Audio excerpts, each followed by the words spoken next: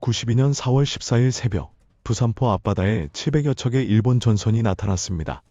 그날 저녁, 부산 진성은 함락되었고 첨사 정발은 장렬히 전사했습니다. 그런데 그날 밤, 동래성 북쪽 산중의 하늘에서 이상한 빛이 떨어졌습니다. 그 빛 속에서 나타난 12명의 검은 옷을 입은 전사들. 그들은 400년 후의 미래에서 온 대한민국 특수부대였습니다. 누가 상상이나 했을까요? 이 12명이 조선 역사의 가장 암울했던 7년을 완전히 뒤바꿔 놓으리라는 것을. 과연 현대의 무기와 전술을 가진 특공대원들은 임진왜란이라는 지옥 속에서 무엇을 할 수 있었을까요? 2025년 3월 15일 밤 11시, 경남 진해 해군 작전사령부, 해군 특수전전단 소속 12명의 대원들이 긴급 소집되었습니다. 김태준 중령을 팀장으로 한 이 팀은 대한민국에서 손꼽히는 정예 중의 정예였습니다. 아덴만 해적 소탕 작전에서 완벽한 임무 수행을 보여준 베테랑들이었죠. 그들에게 내려진 임무는 독도 인근 해역에서 발견된 정체불명 잠수함 추적이었습니다. 레이더에도 잡히지 않는 유령 잠수함. 특수 고무보트 2척에 나눠 타고 출동한 그들은 자정을 넘긴 시각 이상한 해류를 만났습니다. 바다가 소용돌이 쳤습니다. 하늘에서는 푸른 번개가 쳤습니다. GPS는 미친 듯이 돌아갔고 통신은 두절되었습니다. 그리고 눈부신 빛과 함께 모든 것이 사라졌습니다. 정신을 차렸을 때 그들은 낯선 숲속에 있었습니다. 밤이었지만 달빛이 밝았습니다. 김태준 중령이 재빨리 팀을 점검했습니다. 12명 전원 무사, 장비도 모두 있었습니다. HK-416, 소총 12정, 권총, 수류탄, 통신장비, 야간 투시경, 그리고 5일치 전투식량. 통신 확인. 아무 응답이 없었습니다. GPS도 작동하지 않았습니다. 위성통신도 두절. 그들은 완전히 고립되었습니다. 일단 높은 곳으로 이동한다. 지형을 파악해야 한다.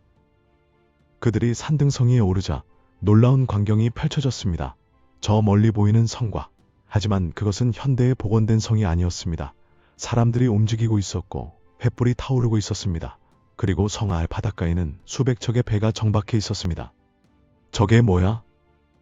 부사수수 이한결 상사가 야간 투시경으로 확인했습니다. 그리고 얼어붙었습니다. 중령님, 저거 외선입니다. 그것도 수백 척. 김태준 중령이 망원경을 들어 확인했습니다. 분명했습니다. 일본 전국시대의 배들이었습니다. 그리고 저 성은 조선시대 성곽이었습니다. 말도 안 돼. 통신병 최준혁 하사가 중얼거렸습니다. 하지만 현실이었습니다. 그들은 400년 전으로 시간이동을 한 것입니다. 새벽이 밝아왔습니다. 그리고 그들은 역사상 가장 비참한 순간을 목격하게 됩니다. 일본군이 동래성을 포위하고 공격을 시작한 것입니다. 수만 명의 왜군이 개미떼처럼 성벽에 달라붙었습니다. 조총 소리가 울렸고 성 안에서는 화살이 날아갔습니다. 저게 동래성 전투구나. 역사를 잘 아는 정찰병 박성호 하사가 말했습니다. 임진왜란이라고? 그럼 지금이 1592년? 믿기 어려운 일이었지만 부정할 수 없었습니다. 그들은 정말로 임진왜란 한가운데에 떨어진 것입니다.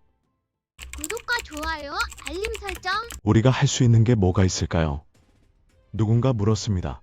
12명으로 수만 명의 왜군을 상대할 수는 없었습니다. 아무리 현대 무기가 있어도 탄약은 한정되어 있었습니다.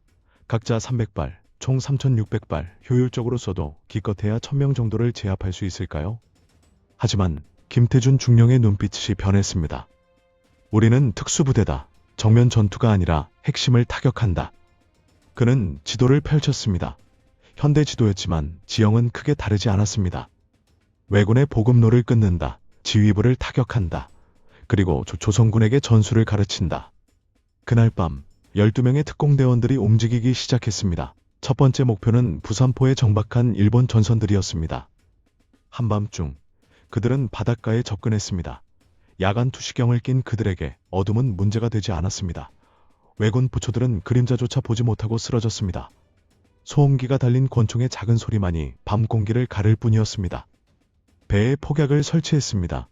현대식 플라스틱 폭탄은 아니었지만 그들에게는 수류탄이 있었습니다.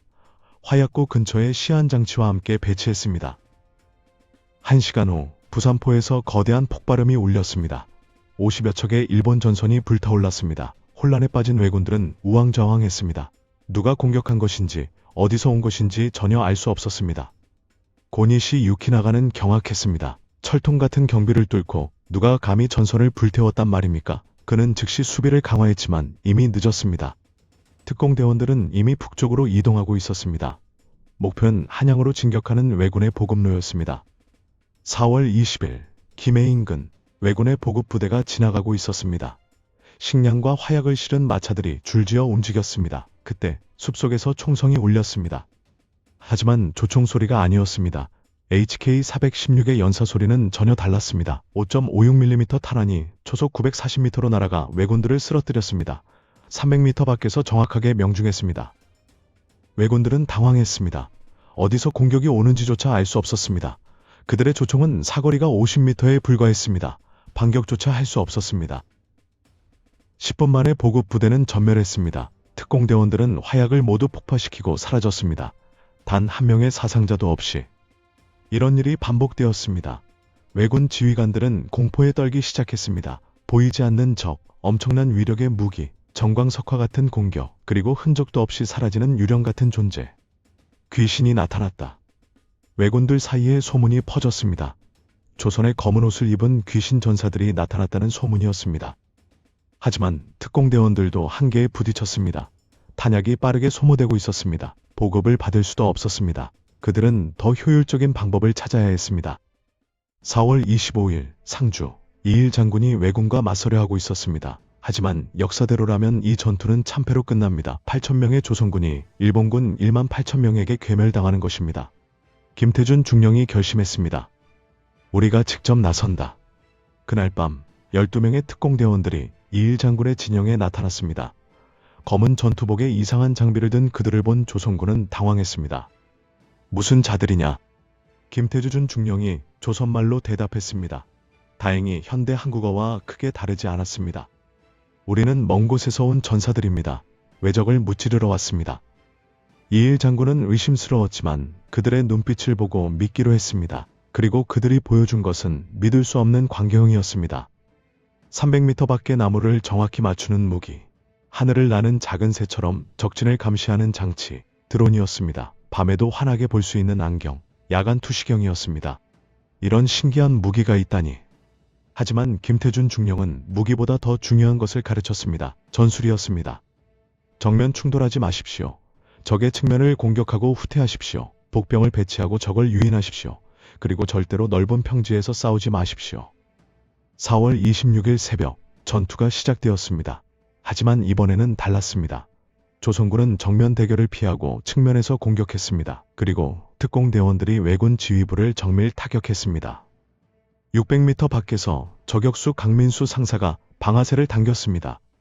왜군 지휘관이 쓰러졌습니다. 혼란에 빠진 왜군에게 조선군이 돌격했습니다.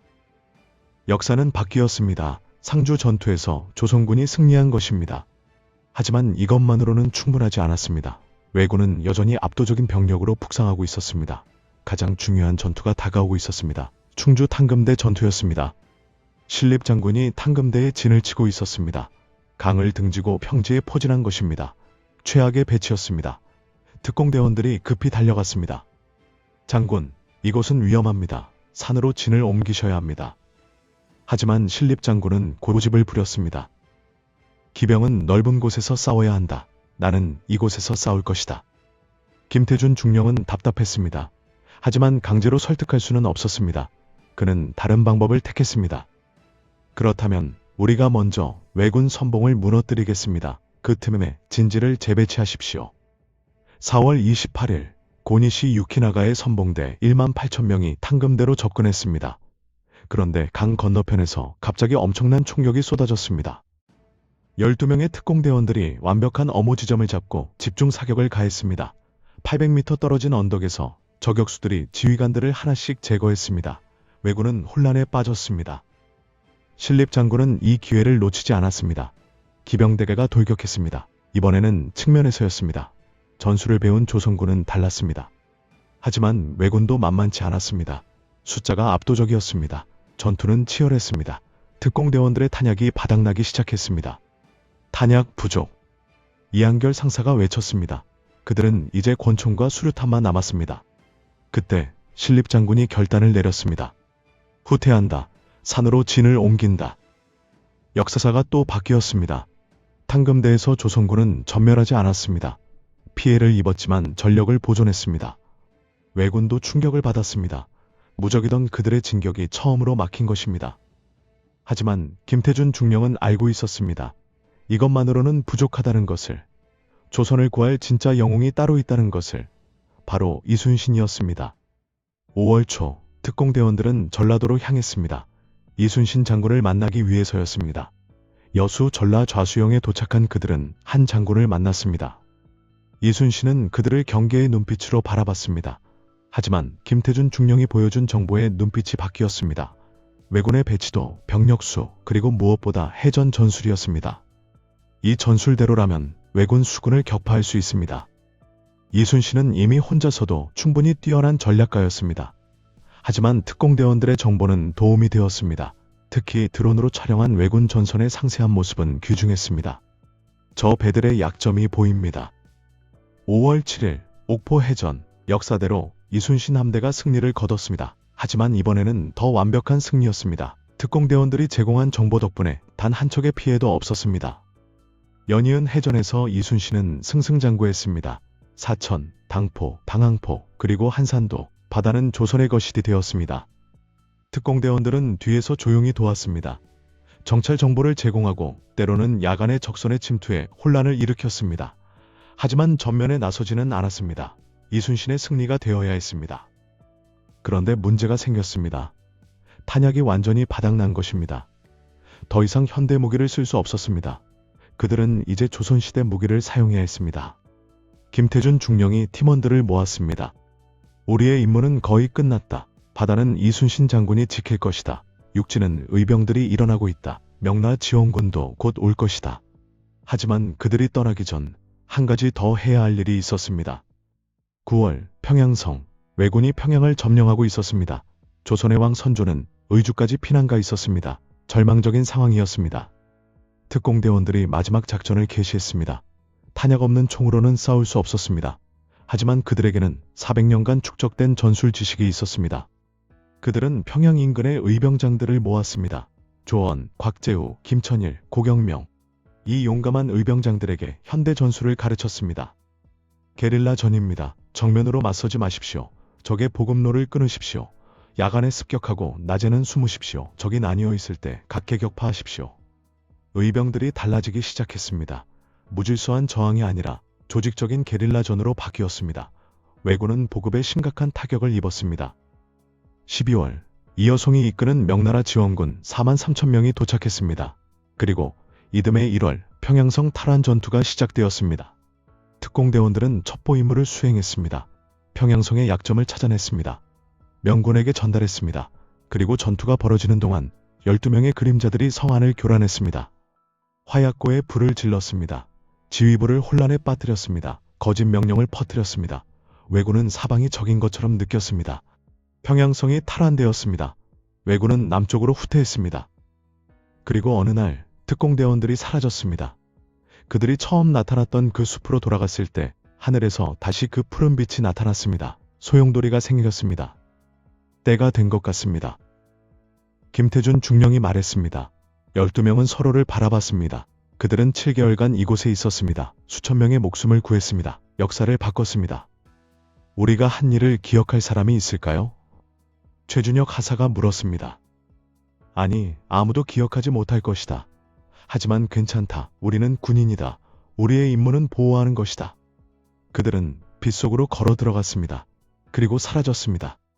2025년 3월 16일 새벽, 동해 독도 인근 해역, 12명의 특수부대원들이 바다 위에 떠 있었습니다. 그들은 24시간 전에 출동했던 바로 그 위치에 있었습니다. 작전 완료, 귀환한다. 김태준 중령이 무전을 보냈습니다. 기지에서는 혼란스러워했습니다. 그들이 사라진 지 겨우 10분밖에 지나지 않았기 때문입니다. 10분, 우리는 7개월을. 하지만 아무도 믿지 않을 것입니다. 증거도 없었습니다. 모든 탄약을 소진했지만 그것은 훈련에서도 일어날 수 있는 일이었습니다.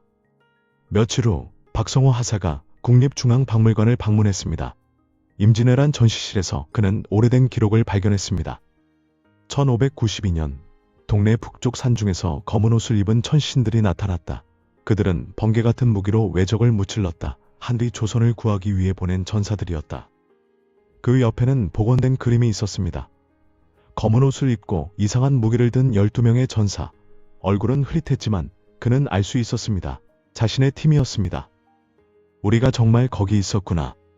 그는 조용히 미소 지었습니다. 임진왜란은 여전히 7년간 이어졌습니다. 수많은 사람들이 죽었습니다. 하지만 역사는 조금 달라졌습니다. 탕금대에서 조선군이 전멸하지 않았습니다. 의병들이 더 조직적으로 싸웠습니다. 그리고 무엇보다 조선 사람들이 희망을 잃지 않았습니다. 검은 옷의 천신들, 하늘이 보낸 전사들, 그런 전설이 백성들 사이에 퍼졌습니다. 그 전설은 희망이 되었습니다. 어둠 속에서도 누군가 우리를 지켜주고 있다는 희망. 이순신 장군은 여전히 23번의 해전에서 모두 승리했습니다. 의병들은 전국에서 일어나 왜군을 괴롭혔습니다. 명나라 지원군이 왔고 결국 왜군은 물러났습니다.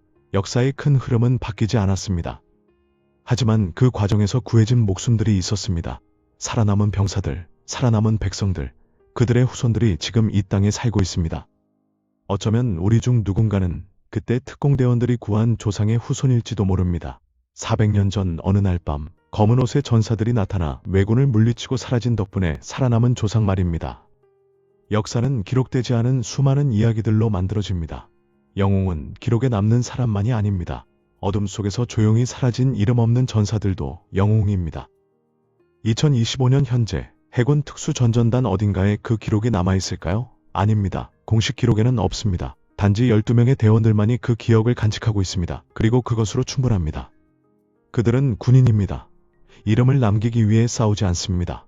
나라를 지키기 위해 싸웁니다. 400년 전에도 그랬고 지금도 그렇고 앞으로도 그럴 것입니다.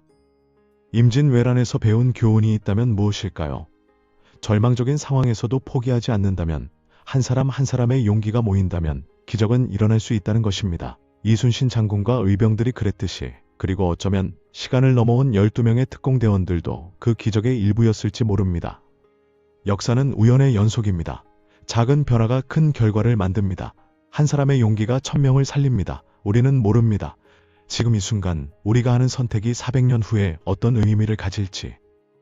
그래서 우리는 최선을 다해야 합니다. 지금 이 순간을, 우리에게 주어진 자리에서 미래의 누군가가 우리를 기억하지 못하더라도, 우리가 한 일이 기록되지 않더라도 그것이 바로 12명의 특공대원들이 우리에게 남긴 메시지입니다. 지금까지 만약 임진왜란에 한국 특공대가 떨어졌다면 어땠을까 하는 상상의 이야기였습니다. 물론 실제로 일어난 일은 아닙니다. 하지만 이순신 장군과 의병들, 그리고 이름 없이 싸운 수많은 조선의 전사들은 실제로 존재했습니다. 그들이 진짜 영웅입니다. 구독과 좋아요는 더 많은 역사 이야기를 만드는 큰 힘이 됩니다.